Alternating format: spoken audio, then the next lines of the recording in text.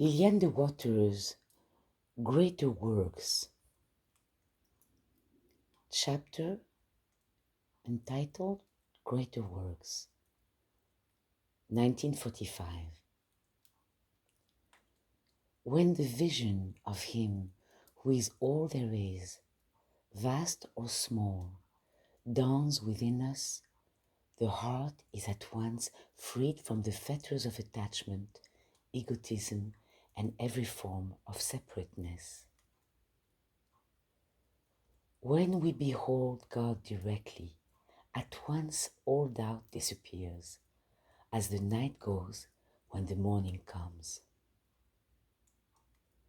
Without this light, the outside world will always be full of shadows.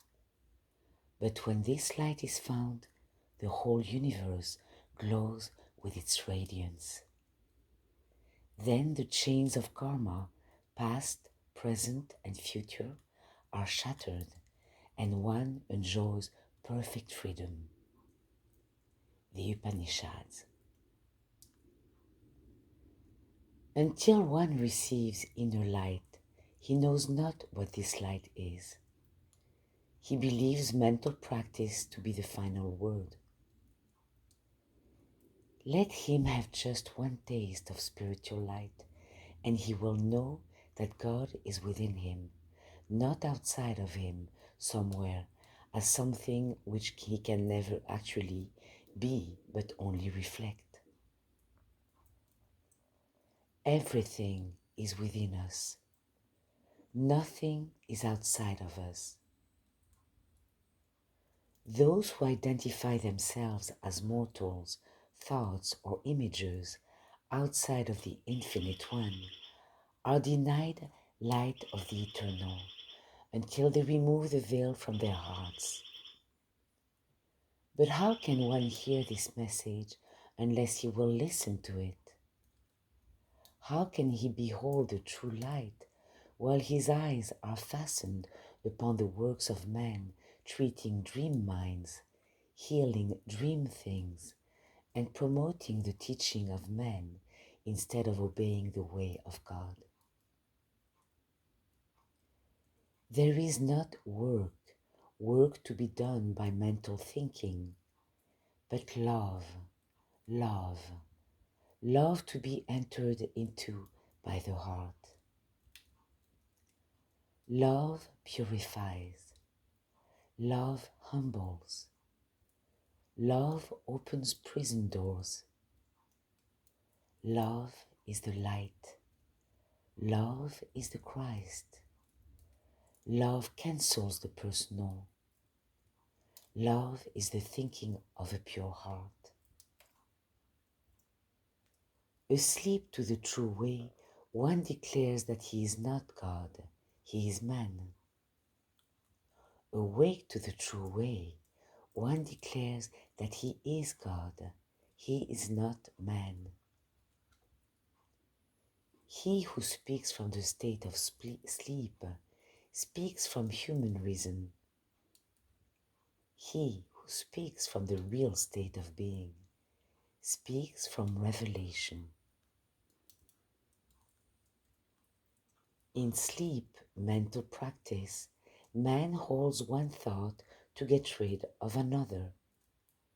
His vain ambition is to practice healing by his personal thinking. What world is he seeing? And what mind is he identified with? He is seeing a dream world within himself, and he is identified with a mind that is not the mind of God. He declares that the truth of his doctrines rests upon its healing works, that if these works should fail to continue, then the doctrines would fall also.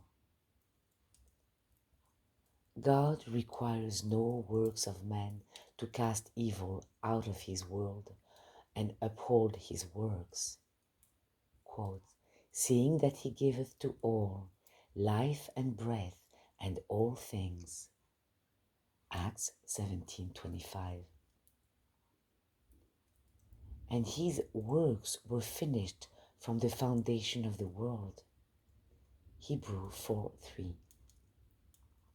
If man could but see God's works, he would never attempt to set up a personal practice to heal anyone or anything. If one were awake instead of in darkness, he would see the perfect one, and he would dispense with his personal works altogether. The bondage that one sees about him can be obliterated in one way alone, by the removal of its source. Its source is not out in the ether somewhere, as an entity or animal called mortal mind. The source of bondage and tribulation is in man himself, in a mind, a will, a thought, and a vanity of his own. There is no way for him to be free while he identifies himself as a human being in a human existence. Such a procedure is utterly preposterous. Definitely, to lay down one's life as a personal thinker is the Eternal's must. This is the greater work, to put off mortality and to rise from the dead. Who are the dead? Those who identify themselves as another besides the one, another mind, another self, another existence. There is no way for one to be free while he declares that he is not the one mind now, not the one self now, and that he is not in the real existence now. Like all other Bibles of the world, our Bible is a book of spiritual vision and revelation, requiring spiritual insight to penetrate its subtle wealth of mystical secrets, hidden as they are in metaphor, simile, parable, and symbol. From the beginning of the book to the end, we find synonymous words such as sleep, mist, dream, veil, covering, mortal, death. Other words of deep spiritual significance are Christ, awakening, vision, light, life, truth, revelation, one. No analogy is too subtle for him who is illumined. To him there is nothing hid that shall not be made known. He sees by the mind that set forth the parable. As in our natural sleep only a veil exists between us and our waking state, even so in man's spiritual sleep just a mist conceals from him his true identity. The world of today is fast waking up, getting ready for a great influx of spiritual light, sweeping, mighty, atomic.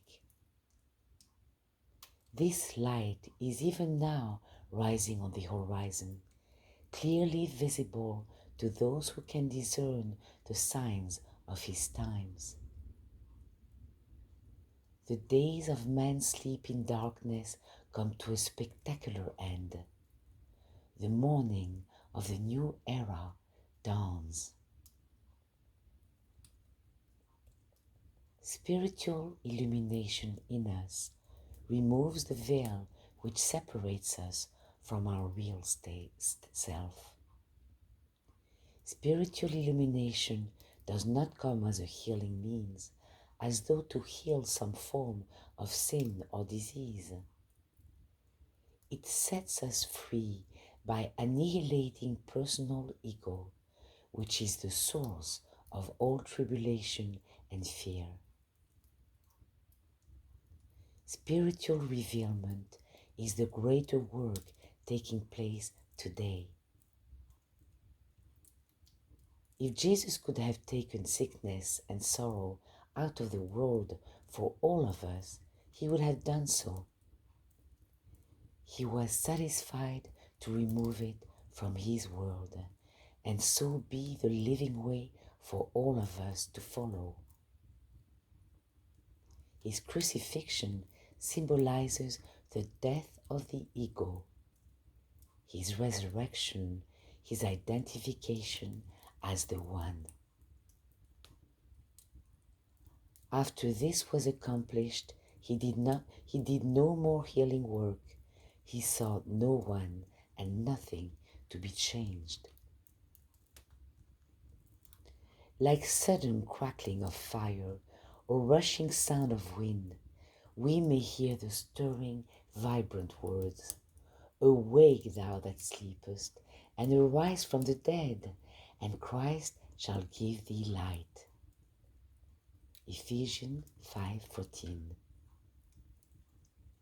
Taken literally, this sentence has no meaning. Yet the parable of sleep and awakening carries a mighty light within it. Sleep and awakening are analogous to that which the Bible calls spiritual darkness and light. Where is darkness and where is light? In us. When one is in spiritual darkness, he becomes a personality to himself.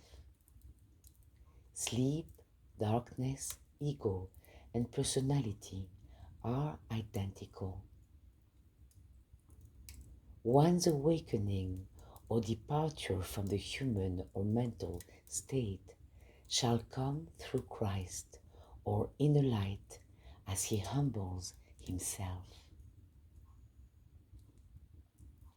Sleep does not change one in the least. His true state is always with him, but sleep keeps him ignorant of it. No application of thought can take sleep from him. Thought itself is sleep. If sleep or personal ego could be reached by a way of its own, such as thought treatment, there would be no principle to existence, no standard, no reality, no God. The greater work for all to accomplish today is this: divest oneself of that in him which sleeps. Nothing but his own sleep keeps him in bondage. He is in a prison of his own making. The only way to awaken is for him to surrender human and mental ways and accept the true God. Nothing can prompt him to do this but absolute love and devotion for the real alone. As he leaves the mental for the spiritual, he leaves sleep for reality. When personality dies, dust to dust, then one is lifted into light that is within and around him. He rises as the real self. His universe rises with him. Every single illumination he has brings him that much nearer to the eternal day. What precious time is wasted before one perceives spiritually that the root of all suffering lies within himself. Man would like to place the cause somewhere else. Quote, "There is a way which seemeth right unto a man, but the end thereof are the ways of death." Proverbs 14:12. The one way to real existence, to life eternal, and heaven itself, is the way set forth by the Christ. Surrender of the human and mental sense, and identification with the perfect, self-existent I am. Until one sees spiritually that the real self is the only self, he has no way to heaven and perfection. There is no way that the world of the mental and the world of the spiritual can mingle, any more than one can be asleep and awake at the same time. In sleep, he sees only the things of his sleep. But as he wakens, things of the sleep vanish away, and he returns to the things which exist unchanged in his real state. One cannot walk the distance from sleep to awakening, from mental doctrines to eternal truth. He cannot treat his way across.